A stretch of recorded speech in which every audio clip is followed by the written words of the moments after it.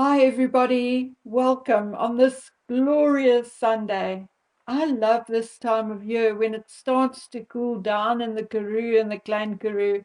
It's a bit awkward in the mornings because it can be chilly at night and until 8, 9 a.m. But thereafter it is great, warm enough to still wear summer clothing, but the fans can stay off for most of the day. Maybe we'll switch it on between, say, 11, 12 o'clock to about 3 o'clock in the afternoon. Finally, the creams we put on our hands and faces actually get the opportunity to work and we can again hydrate. Anyway, that is just me trying to play for some time and put off the subject I really have to talk about. And trigger warning. I'm probably going to do this in like a two-part series, but I am going to talk about most of the senior members of the royal family. So if you are sensitive about any of them, then maybe don't listen. Secondly, I do not really care what this or that person has to say because I read what I read. I talk to people and I make my own decisions and form my own opinions. So comments like Lady C said this or Lady C said that or this one said this and this one said that will be in one ear and out the other because, like any or all of us, Lady C also made mistakes and graciously admitted to it. I have made a number of mistakes and had been wrong a few times, but generally, like Lady C and very few other creators, I am rather careful what I put out as I am rather dependent and attached to the little bit I do own. So even when I speculate, I usually base my speculation on something. So if I do get into trouble, I can point elsewhere and go, see, it wasn't me. Okay? So now I've bored you long enough, so let's get on with it. The media are like sharks during a sardine run. The frenzy about what Harry said, Charles's illness, what Meghan wore at Invictus, and around we go. I even saw an article stating that Harry wanted to or was hoping to be invited to Sandringham so he could talk to or properly reconcile with Charles, but that courtiers or aides would not allow it because they were afraid that they would not be able to get rid of Harry once he went. Well, that is utter BS. Did these guys or those guys or whoever wrote that article forget about Harry's commitment to hand out the NFL Man of the Year award? Do you want to tell me that Harry would have cancelled his attendance at the NFL ceremony if his father invited him to Sandringham? I sincerely 100% doubt it. Did you see Harry's luggage? A tiny little wheelie case. That man did not pack for a couple of days in England. That was an overnight bag, and his bodyguard only had a backpack. So, no, whoever wrote that article obviously missed it all and made up a story hoping to earn 2 cents per word. Besides, whoever wrote this vitriol obviously never read a book on Charles in their entire life. Charles gets what Charles wants and will not be told by aides. So, if Charles wanted Harry and Sandringham with him, he would have asked them, regardless of what a courtier or an aide had to say. I also see many articles about Harry being willing to step up and help out while his father is sick, or unable to attend public engagements. Well, let's be honest here. Isn't that a little stretch? That is not what I heard Harry say. What I heard and truly heard is him saying, and I'm quoting verbatim, I have my own family as we all do, right? My family and my life in California is as it is. I have got other trips planned that would take me through the United Kingdom or back to the UK. I will stop in to see my family as much as I can. That is what came out of Harry's mouth on television, where we could all see and hear it. Of course, if asked whether he would be prepared to help out, if asked, he would not say no, because image and PR is indeed everything. And money, of course. I mean, if Daddy pays him $1 million or $2 million from the privy purse, he would dance to any tune. But it is not what Harry said. In my opinion, he was rather cold and dismissive. Yeah, more like I'll go next time I'm in the neighborhood kind of thing. Many people thought, and I was very nearly one of them, that Harry's rush to see his father was almost caring and sweet, although impulsive and not very well thought out or thought through. But by now we know that it was neither. It was indeed a publicity stunt, and so that he could tell Will Reeves that he had been to see his father. Remember, my dears, he did not get to see the Queen before she died. So shame. At least nobody could say he did not move heaven and earth to see the King, his father.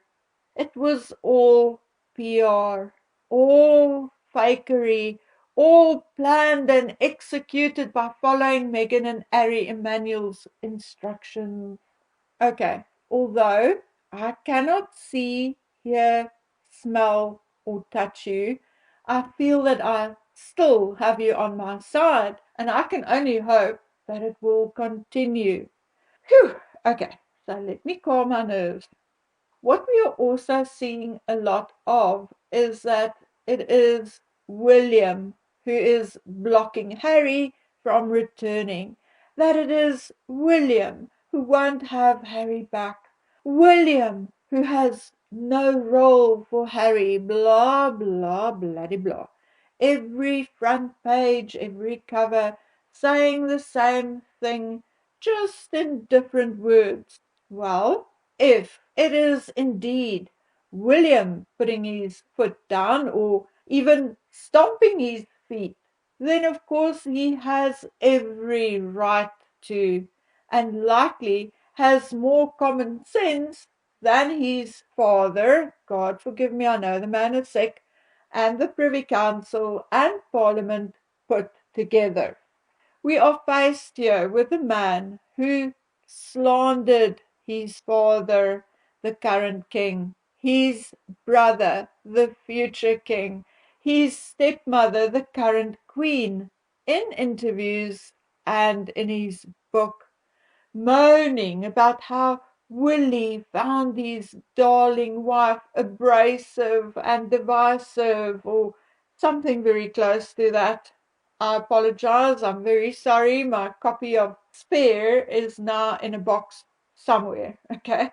And he was basically also moaning about how Camilla sacrificed him for positive press or something like that. I have it all tagged with sticky notes in Spare, but Spare is in a box in the spare room. Anyway, jokes aside, as I said before, I am rather fed up with all these stories contradicting each other. and the one speculating more than the other as they clamber for top royal gossiper. And oh, how I love those young American royal reporter experts and the SCOBY wannabes. Thank God for the common sense of someone like Michael Cole, a man who has obviously studied his subject very well. Because if it wasn't for someone like, for instance, Michael Cole, and there are a few others, I would have gone completely insane. So, being a little more than a little fed up with all the fluff, I'm doing what I've been told to do ages ago by a lady named Gloria. So, if Gloria is listening, I have one thing to say, and that is that I should have listened to you 2, 3 years ago, but finally I am. So, down to the nitty gritty. How legal is it? What are the consequences of Harry slandering his family in public? And what are the usual slander and libel laws? But first, let's give the proper meaning of the word slander. It is the action or crime of making a false spoken statement damaging to a person's reputation, and then libel, a published false statement that is damaging to a person's reputation, also called written defamation. So I can stretch this video out to become a 3 hour long video by providing you with each statement Harry and Meghan made in the Oprah interview, which can be considered slander. I could also go to the trouble and dissect every interview Harry gave to promote his book and highlight every slanderous comment. Then I can go to the book and highlight every incident, every word, sentence, or paragraph which can be considered libel. But why should I? I'm not paid to compile a legal document, and besides, if you had been following me or any of the other YouTubers over the last 5, 4, 3, 2 years, you will know exactly what I'm talking about and will know what Harry said, what Harry wrote, etc., as we have all spoken about it ad nauseum. Now, the laws on slander and libel, or at least the requirements in order to bring a case to court, differs in the United Kingdom from that in the United States. It differs slightly, but it still differs. In the United Kingdom, the law on slander says that in most cases you have to prove that you had suffered actual financial loss as a result of the slander, as well as serious harm to your reputation. In the United Kingdom, this is different from libel claims, where you are only required to prove that you have suffered serious harm to your reputation. In the United Kingdom, slander is not a criminal offence, but a civil wrong, and the victim has the right to take legal action against the slanderer in a civil case where he or she can claim compensation for losses suffered.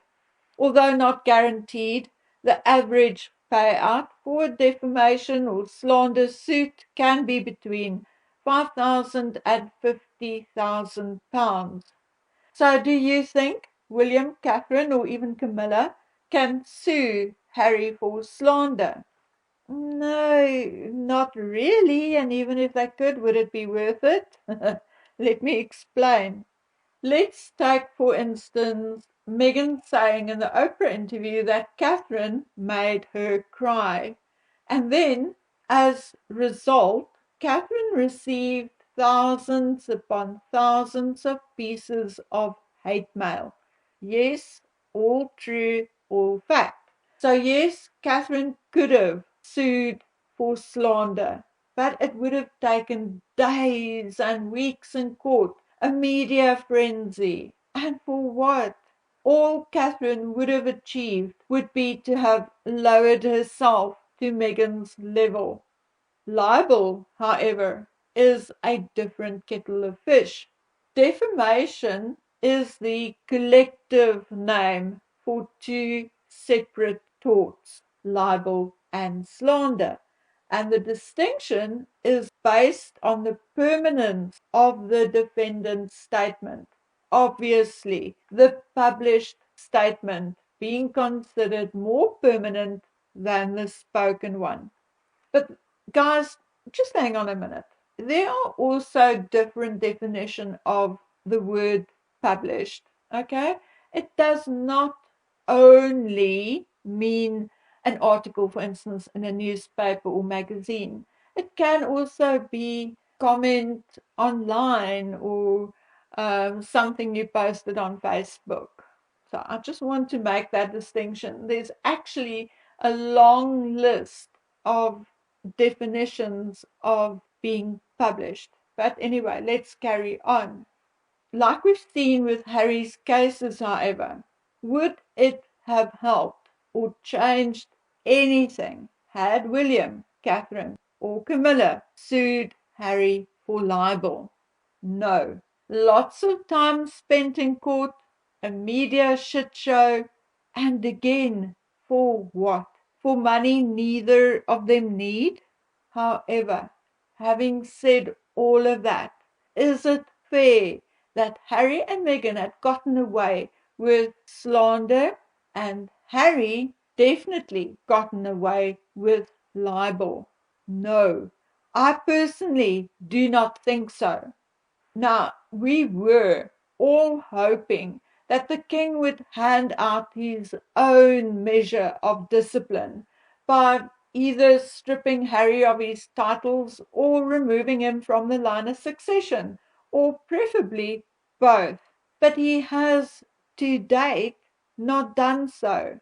But, my friends, there is something else in British law of which Harry is guilty, undeniably guilty. So hang in there. I'm going to tell you all about it.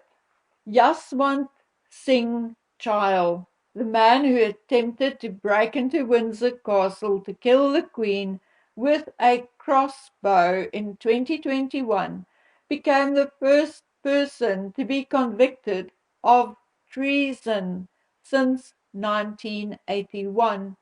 In Britain, there are two types of treason identified by the Treason Act. High treason, which is the betrayal against the sovereign monarch, while petty treason refers to disloyalty. In modern day Britain, the death penalty for treason no longer exists, but a sentence of 79 years can be expected. Now, I know I can go into the numerous times Harry betrayed first his grandmother, the Queen, then his father, the King, and his brother, the future King. And yes, the law covers the Queen and direct descendants as well. So, I don't know how many times Harry betrayed his father, the current Queen, or his brother. I just stopped counting, and I think so did you. But I mean, we can go back and start adding it all up, but it will take hours or maybe even a day or two to talk through it all. But again, if you had followed the Harry and Meghan saga, you will know for yourselves how, when, and where Harry betrayed his king, the Queen, and his brother. And I mean, if at the off chance that you don't see it as betrayal, then at the very least you cannot argue that Harry had been very, very disloyal towards his father the king, stepmother the queen, and brother the next king. In other words, if nothing else, Harry is 100% guilty of petty treason. So that, my friends, is where British law stands on Harry, or then Henry Mountbatten Windsor. And no, he can beg and threaten. I shall not call him His Royal Highness or even Sir ever. It's Harry, Henry, or Hey you from me. So Harry can choose his legal route: slander, libel, treason, or petty treason, or all four. And therefore William is right, 100% right. Harry can never ever be brought back into the monarchy. He cannot be trusted, and it would destroy the credibility of the monarchy to bring a man who could potentially have spent 7 to 9 years in prison if his father had not been so protective and soft on him, back into the fold as a working royal. It shouldn't be done. It cannot be done. And I mean that with or without Meghan. Because you see, at the very, very least, Meghan cannot be charged with treason because she is not British. Okay, guys, I'm not done by a long shot, but this video is indeed long enough. But fear not, I shall return with part 2 of the legalities preventing, or which should prevent, Harry from ever acting as a working royal again. And in the next one, we shall also talk about why we are not seeing any action, constitutional or legal action, towards Henry Mountbatten Windsor. So until then, please take good care of yourselves. Bye.